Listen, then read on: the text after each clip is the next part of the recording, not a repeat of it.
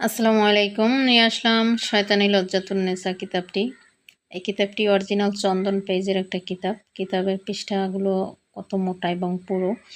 তো এই কিতাব দিয়ে আপনারা কী ধরনের কাজ করতে পারবেন?